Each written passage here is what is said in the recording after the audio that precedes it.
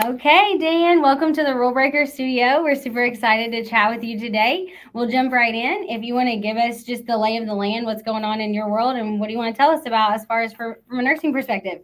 Well, I'm super excited to be here. I love both of you, and I want to have chats about breaking rules because that's been my whole career.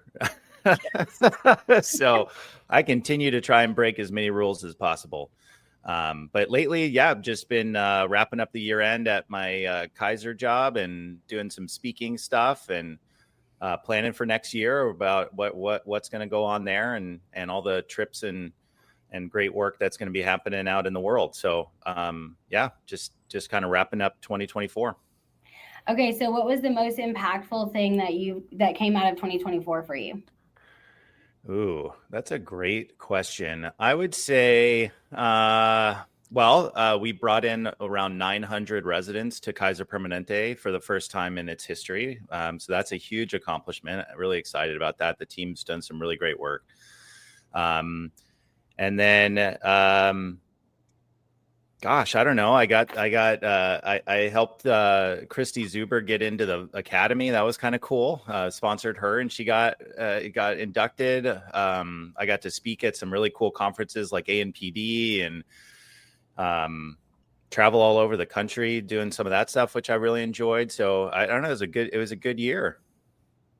Yeah, we missed you at AONL this year because you were over there at ANPD, but I would give it to you. That's my heart and soul too. I love it. It's a major conflict. I hope they're listening out there, and please don't overlap those again. Yeah, I booked my trip to AONL, so I will be there. I will be in Boston. I get to go to Boston twice. I'm speaking at Brigham and Women's in October as well, so I'll be out there. And then I get to do AWON this year too in Orlando. So I'll be Wait a I'll be minute. out there. AWON, like the mother baby story I've heard about you breaking rules back in the day. Yeah, you wanted to the rule. I don't know if it's a rule breaking, but in nursing school, I failed my women's health rotation in my second semester, and so there was only four tests in that whole semester, and one of them was women's health OB, and I went to my rotation. It's at the county hospital in Phoenix, Arizona, and I couldn't go in any rooms. Like no one let me in. And so I got to see one vaginal birth. I got to see one C-section. And then I sat at the nurse's station looking at the monitor all the time. And for me, I have to be able to apply the content in real life or I can't figure it out. And so I failed it. I got a 72%, I think, on that test. So and 77 was passing.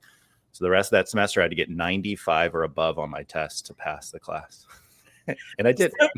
Is your keynote going to be "Look at me now"? Yeah, exactly. What I was going to say. This is our conversation right now. Inspiring up and coming nursing students who failed out that you can still go get your PhD. You can still go and hold national workforce positions and lead innovation and do all the things, and don't worry that you had to repeat one semester of nursing school. I didn't have to repeat it. I just had to do the rule breaking thing in nursing school. We had our pharmacy faculty. She's great. She's this really experienced nurse. She was awesome. Dr. Susan Stillwell. She's retired now, but there were 6 guys in our class, and 5 of them sat in the back corner together, and we would talk and disrupt and not pay attention and all the things that we would do. And we got pulled in the office once, and we were called the vortex of failure. That's what she called us. She said, "You are the vortex of failure. If you continue to do this, nursing schools will be really hard." And we're like, "Yeah, whatever." And then I failed that that test. And then I said, well, I guess I have to change things. So I sat directly in front of the class. I took notes. I focused, just to change my whole study habits and everything. And I did okay. So it was an impetus for change, but definitely broke lots of rules. That's funny. Okay, so I have a question. So I met you while I was at the AONL fellowship, which is where I met both of you all. I'm thankful for the opportunity. And I know you as like the voice of nursing innovation, really the voice of healthcare innovation, because I feel like you talk so much more than just nursing. So I wondered if you would share with us like the things that, number one, what are the top three things that you saw out of 2024 that you think will carry over into 2025? And what are at least two things that you think should die from 2024? The celebration of Florence Nightingale as the innovator extraordinaire of nursing should die. I saw another thing, I think it was by ANA, actually. Jennifer Menzik posted it, and I have to talk to her about it. But she asked, what is the symbol that represents nursing? And it was like an oil lamp and a cap and a traditional uniform. And then it was the M medicus, the snake wrapped thing that. Yeah. And I posted, I said, none of these. none of these represent nursing.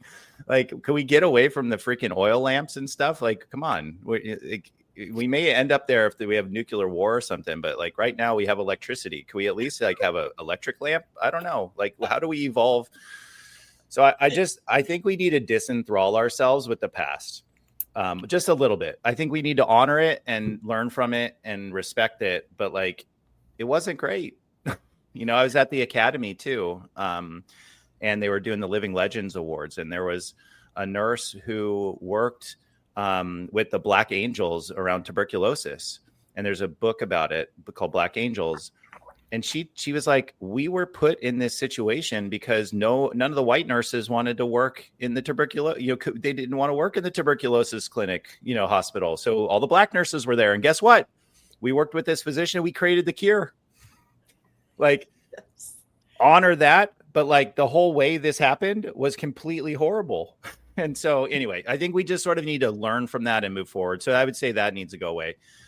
From just an innovation standpoint, I mean, the AI everything, which is sort of annoying at this point, but I think AI does have a huge opportunity to support nursing.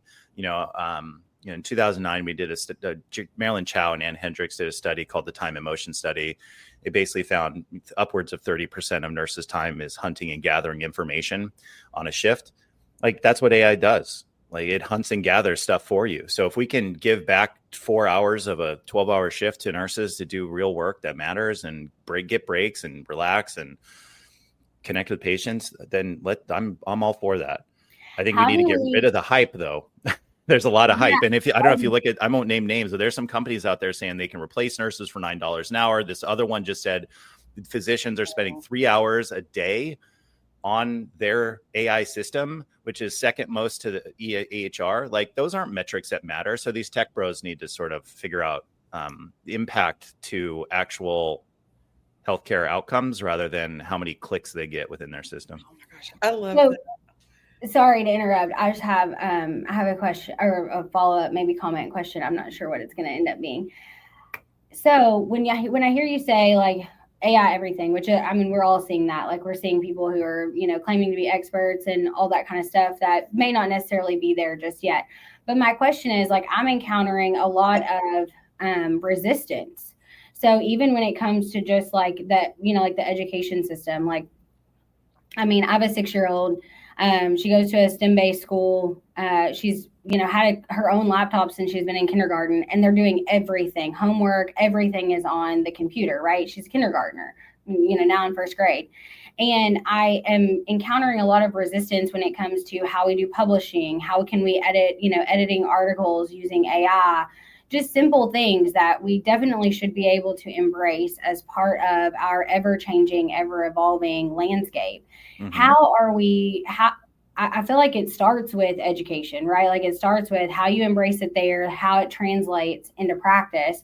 But what are you seeing? I know you operate, kind of in both sectors of the world as far as from a health system and an education standpoint. What are you seeing? How are we navigating that embracing instead of the resistance, or how are we not, and how can we? Yeah. I mean, I think the reaction I've seen from nurses is a gut reaction. Like, this is going to take something away from me or make it or be unsafe. And so there's a natural reaction to say, I need to learn more. Let's stop the horse here. And I respect that. I think that the generally available tools right now are not good enough. They're not clinical grade. And if you're using ChatGPT to create a care plan and look up your drugs, you're putting yourself and your license at risk, right? So I think we need to have a healthy skepticism there. But I don't think we can stop it. And so I think we have to learn more about it. So, I was just at AACN, the Association of Colleges of Nursing in New Orleans. And I moderated a panel or a fireside chat with a physician who wrote a book called Future Care. And I asked the audience, I said, how many of you use, and there's about 900 faculty there. I asked, how many of you use AI in your classroom? And I would say a third probably rose their hand, a third of the tables. And I was actually excited about that. So, they do ChatGPT stuff and they really looked at it when I talked to them. They look at it as another source of evidence. So it's not, you don't have to change your curriculum to add it. You have to appraise it like you would an article, like where's the references? Is this something that makes sense? How do I validate that this works? I think we have to look at it like that. And then it makes it a little bit easier to adopt because then we're using our critical appraisal instead of just blindly accepting what the machine has to say. Yeah. From an education standpoint, we're using AI with our residents right now, our nurse residents. So we use HealthStream. They have a tool called Jane AI, and it helps them with like case. They have to go through a clinical case and use natural language to type to it, and then the AI adapts to what they wrote and assesses what their plan is, tells them how on track they are. The nurses love it. Like it's an adaptive learning platform that meets them where they are, allows them to use natural language instead of multiple choice tests, which is way more clinically relevant. And we're seeing really great outcomes. We're doing a study right now on confidence and competence of our new grads. And so when that's out, I share the data, but just from an adoption standpoint, they love it. And then when I talk with our nurses on the front lines about AI and the tools, and you can look at the Google Keynote from a retinal scan. Now you can get all the vital signs, predict their age, their blood pressure, the A1C. Why wouldn't we want something like that? Like, right. You still want to pull around the stupid vital sign machine and strap it in. You can't find it and strap it on somebody and wait 20 minutes for it to give you a reading that isn't correct? Or would you retinal scan somebody and instantly you have your triage done? Right. Like for me, I would want a retinal scan. So I think we just have to be open to the possibilities and sort of, be skeptical, but also don't reject it. I love what you said about just the nurses are afraid we're going to take something away. Oh my gosh, can we please take something away? All we do is take on more, right? But rightly so, like you said, am I going to trust that you can scan my retina and get all of that? Probably not straight out of the gate. But it brings up something, and I try to quote you on this more than you will ever know when I'm working with leaders across the country. And I'm hesitant to say it. So I want you to help me explain it here, because Alyssa talked about the resistance that's happening in the adoption of this. And I have to tell you, I'm never writing a position description again without AI. Mm-hmm. I'm never doing an evaluation, an abstract, any of that. But I love what you said about critically appraising. But what I try to articulate that you say so well, the number one barrier to innovation is the nurse manager. Yeah. And I hate saying it because those are my core of why I get out of bed every single day. But I wonder if you would explain that so that I don't botch it every time, because it aligns perfectly with what we're talking about. Yeah, I mean, and so this is a data point from a study that Dr. Bern Melnick did on the adoption of evidence-based practice. And so what I did is I said, evidence-based practice is implementing something new into a system. You can take the same sort of principles and apply it to innovation. They're very similar. So what she found is nurse managers were the number one barrier to the adoption of evidence-based practice. And if you think about it, it's because their job is not to change. The nurse manager's job is not to change. Their job is to get staff there, to make sure patients are happy, to make sure, the physicians are rounding, to make sure supplies are there, the lights are on, whatever's going on. Their job's not to go disrupt the entire workflow one day and change stuff. Everyone would hate them. And so, they're incented to stay in this sort of operational mindset, this day, deal with the day. And because of that, when nurses or others go to them as their direct line manager and say, hey, I have this great idea, of course, the first thing they're going to say is, well, that's going to impact all the work that I'm paid to do. No, I'm not going to do it. Right. So if we know that, though, then we have to stop setting up the managers to fail. Either we don't let the managers be the no person right away. They can be a stakeholder in the game, but they're not the sort of gatekeeper. And then we also need to make sure our managers know that, and we can develop their ability to assess ideas and get them connected to the right people rather than having to feel like they have to own all of this stuff that's coming from their teams as well. Yeah. Oh, I totally get it. Because you think that's the hardest and most rewarding role I've ever had as a nurse manager. And I mean, think about something like people hate 12-hour shifts, but we're still doing it. I have no idea why we won't, but I imagine myself as a nurse manager and I think, you want me to, I can't even get the schedule right now. The impact that this is going to have on my world, like I'm exhausted just thinking about it. So I get it. But then I had a conversation this morning with an executive who's in operations, and one of their core strengths is sustainability and having processes and systems in place. And they're, what I've heard someone say, okay, we're a well-oiled machine. And I'm like, great, but I want to be better than that. So how do you get somebody who works that way to say, come on? You tell them to go talk to Sharon Pappas. I mean, I'm so impressed with what Emery's doing, honestly. And I give that as an example because what Sharon's doing is she's changing the system, right? So she doesn't have nurse managers anymore. She has I forget what they call them now, professional practice directors or directors of practice, something like that, PDs. So they took the manager role, the manager title completely out and said, you're a director of practice or you're a director of your unit. And so like that simple change is it changes the whole mindset. They've created position description. They've created competencies for that role.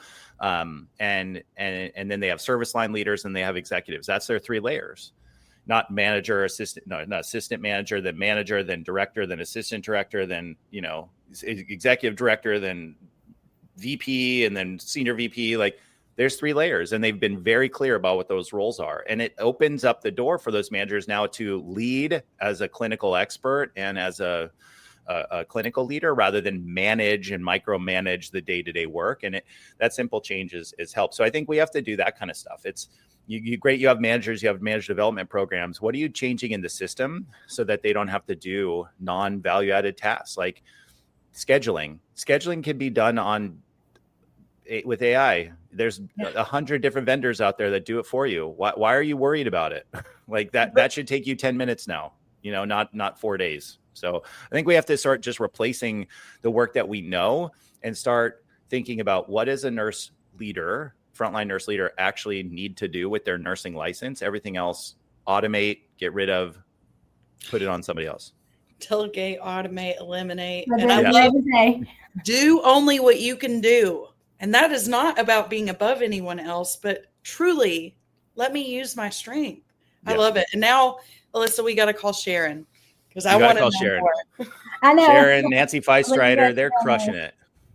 I love it. Okay. So we're coming to the tailor end of our conversation. I feel like you've dropped some major bombs on the podcast today, and I love it. So if you could break any rule in healthcare, what's it going to be? You told me about this at the beginning and in the pre-work, and then I still don't have a great answer. Geez, I don't know. What have other people said? Nope. I want to break all the rules. I mean, I think the one that's been bugging me the most right now is this idea that like tech credentials from non-healthcare give you some sort of clout to create something valuable in healthcare, and you skip the step of learning what healthcare is.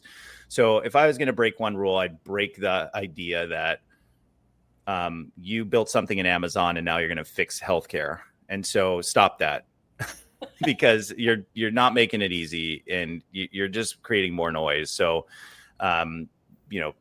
work with clinical people and your idea is not the best idea. So you got to partner with the frontline clinicians or everything's done. So that's a rule I would break, I guess. It's not really a rule, but that's what's been frustrating me lately.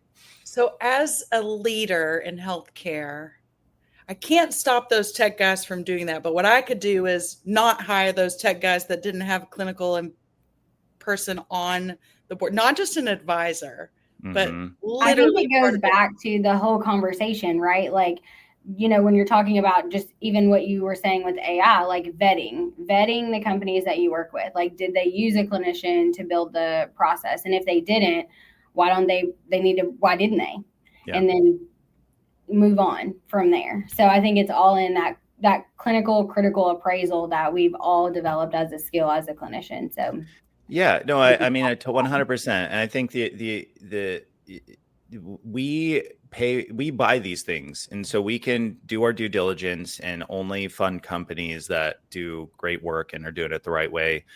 And I think, looking at the metrics that they want to talk about too, like replacing nurses for $9 an hour, I already don't want it. Like, that's not the metric. The metric that the company that's going to win is the one that returns nurses, physicians back to the patient, allows them to have a break, takes the 36% of their time and gives it back to them in a way that's meaningful. Not how much do they use and click in the system, not how can they create an AI nurse, which is another thing that needs to be broken. Like, that should be illegal. That's a protected term. Like, that kind of stuff just drives me nuts. The companies that actually partner with the people doing the work are the ones that are going to win, not just as advisors and a marketing tool, but like literally building the system with them. That's the one that's going to win. I'm laughing because I just think that you should be on all the purchasing committees. And when they throw out those metrics of number of clicks, you could just be, who cares? I post on LinkedIn about one of them. I was like, the company was like, the physicians spend 3 hours a day in the system. I was like, that's the wrong metric. So now they're spending 3 hours a day in your system, and if 7 hours a day in the EMR. So where's the patient? And they showed a graph and they were excited about it. Oh, the user usage of our system is amazing. Like, no, your system sucks then. If you have an AI system, no one should use it. Like, no one should be in the background doing all the work for you. You shouldn't have to be in it doing it. It's that same badge of honor. I worked 10 hours today. Right. Well, yeah. Awesome. Inefficient. Yeah. I worked 7 shifts in a row. Awesome. That was a poor choice. Like, come on, people. Like, let's use the evidence here and move forward. Anyway, that's a role. That's a role I would say. And then I think the other piece is like, we got to, AI is not going to stop. And so we got to break the rule that nurses want to stop everything new, which I think is sort of a reaction our profession has. Like, let's just embrace it and figure out how it can support our work, because our work is not optimal. It's not fun. 150% of nurses are burned out and leaving the profession in the next 5 years and blah, blah, blah. Why wouldn't we want a tool that could take that burden off? So, well, and I always go back to, I'm a big on how nurses influence and how they influence everything in healthcare. And I think you have to embrace the AI so that you can influence it. You can influence it in the workplace. You can influence how it's structured and built. So I think it's all about nurses leveraging their influence into these various different, sectors and companies, and really using that aspect of it to help build and propel what's next to come. So can I make one more comment? Or yeah, of course. So here's the thing that I've been using lately, and I have to thank my friend Rich Kenny, who's an AI expert nurse, for this slide. But everyone's like, oh, AI's, you can't trust it, it's biased, it's all this stuff. So I'm just going to read this really quick. It took 2 seconds. So AI has been called biased, right? It makes biased decisions based on the data it has. It has privacy issues. It lacks transparency. We don't understand fully where it gets its answers, and it hallucinates. But if you think about your friend Betty, who you call every time you have a clinical question, Betty does the same damn things. Betty makes biased decision making. Betty doesn't keep your secrets. Betty lacks transparency. You don't know where the hell she came up with that idea, and she probably hallucinates because she's been there too long. So AI is the same problem as people. So AI is not special. So we have to treat it with the same rigor that we would when we ask Betty the question. And so I think if we have that sort of baseline, just know AI does all the same things your friends do when you ask them a question. And so we have to just work through it. It's, again, another source of evidence. If we use that tool set, I think we're going to be great. So break the rule of thinking that AI is special. It's really just Betty down the hall. I love it.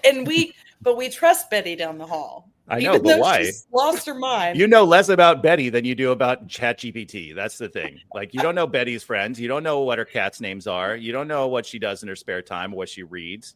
You don't know. That's so true. Well, my takeaway today is the vortex of failure is the pathway to insane success and doing it in a new way. I love it. I love that. I embrace that. Everyone message Susan Stillwell. She used to work at University of Portland. She's in Oregon, and tell her the vortex of failure was that was a turning point in my whole career. So embrace the suck. And I think the biggest message home is like, don't be afraid to call people out on their when they're being a hot mess. Yeah, so, totally. Right. Yeah. Like call you on it. It could change a career. It could change a career. Okay, Dan, before we wrap up, I do need you to help share. One, I know you have a book that just published. Two, where can people find you? If I'm going to find you, where can they find you at? Where can they connect with you? Yeah, I'm really exclusively on LinkedIn at this point. TikTok and Instagram are my seventh layer of hell. So I'm never there, but I am on LinkedIn all the time. So find me, Dr. Nurse Dan, linkedin.com/Dr. Nurse Dan, drnursedan.com. And then let's see if we can make the book work here. There you go. Leadership for Evidence-Based Innovation. Our third edition just dropped. It's got awesome chapters in here about toxic leadership, about innovation. We got Joni Watson writing stuff. We got all kinds of great things going on in there. So it just dropped. And so check it out. I'm going to actually post on LinkedIn and on my website a discount code for everybody. So if you check it out, check out my social and you can get a discount on the book. And it's adopted in like 800 schools across the country. And it is the definitive guide to innovation in healthcare. Okay, and I have a question. So I had your last book, and it was available to be read to me, like some of the chapters online. Is that the same case with this book as well? I don't know. You can get them electronic copies of them, and they'll come as PDFs, and then you could have something. Yeah, I think on Bartlett it actually gives you the option; it'll read it. So yep. Okay. You can buy individual chapters too if you don't want the whole book, like the toxic leader chapter 13. You can just buy that. I think like $20. Yeah, buy it. Our friend so Courtney good. Caulfield helped write it. It's so good. So yeah, it's one of my favorites. Okay, well, it was a pleasure welcoming you to the Rule Breakers Club, even though I think you're the crown king. So I thank you for the gift of your time. Any last comments? No, just go out there and break stuff. I mean, we're at this paradigm shifting moment. We can double down on the past like Blockbuster Video, or we can move into the future and be like Netflix, Amazon Prime, and all the other things that are successful. So don't be Blockbuster. That's my call to action for our nurses. Don't be Blockbuster. Okay, and with that, we're dropping the mic.